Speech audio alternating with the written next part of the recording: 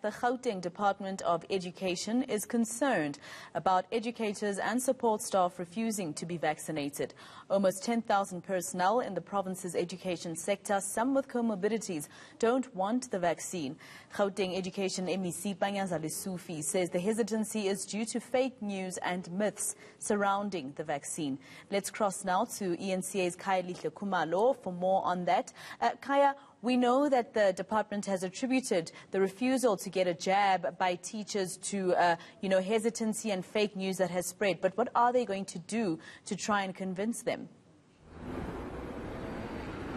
Well, that's right, Maseko. So those are some of the reasons that have been attributed upon the hesitancy. But in the main, the department is going to continue to ramp up its vaccination program alongside their counterparts in the health department to make sure that the teachers are vaccinated. And we know in South Africa, really, it's not compulsory, but they are encouraging, especially those with underlying conditions, especially, Maseko, we know that the Delta variant really has dealt a blow to so many sectors of the economy, and of course education is key as the sector wants to normalize. And joining us now is Steve Mabona from the department. So Steve, this is quite a very enormous challenge for the department, but from your side, these are a number of reasons have been attributed upon in terms of this hesitancy that we're seeing. But what are you going to do to make sure that the teachers do see the importance of vaccination? Well, thanks very much, Kaya. We just need to continue to encourage our educators. You know, some were saying after we issued our statement on Friday to say more like we are threatening them. And we said, no, we are not threatening, but we are just indicating that the public must know that people that we have prioritized, people that we work hard so to make sure that they are being prioritized, some of them are refusing. And we are saying refusing because those were the reasons that were put forward to say, they are not comfortable, they're hesitant, and there's a lot of myth that is, moving around, so people were then refusing. So hence when we were taking the statistics, we had to put an emphasis that we only want those that are refusing.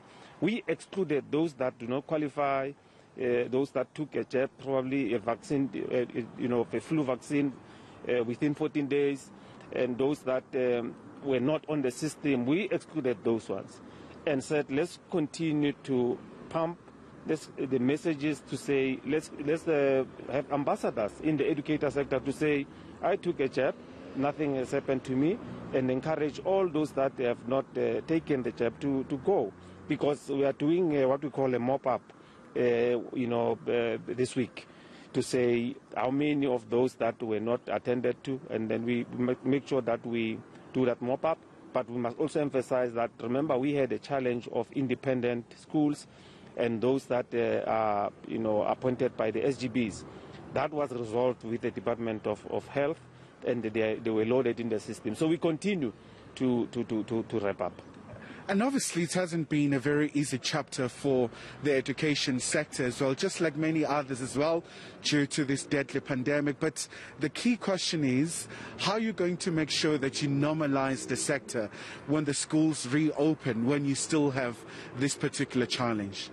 Well, this was the one reason that we said, let's encourage educators, because we want to normalize education as much as possible. And remember, we said the primary school learners will have to come back, all of them, and we need to make sure that we manage them at our schools. So we prepared for that because we lost so much curriculum time. So we want all of them to come back, but we cannot continue with your probably relying on substitute teachers, especially for those that educators so that will have comorbidities. People cannot continue to be at home to say, I have comorbidities. Meanwhile, we gave them an opportunity to say, let's take the vaccine. So we just want to caution and also encourage to say, we will not be in a position to say people must continue to be at home while we continue to struggle with the curriculum. All right, Mr. Mabona, thank you so much indeed, sir, for your time. So, Maseko speaks on behalf of the Education Department in Gauteng. So, it's going to be a massive challenge for them to encourage of course, the staff within the education sector to buy into the importance of the vaccine, but, they will not tire in making sure that they encourage the teachers and others.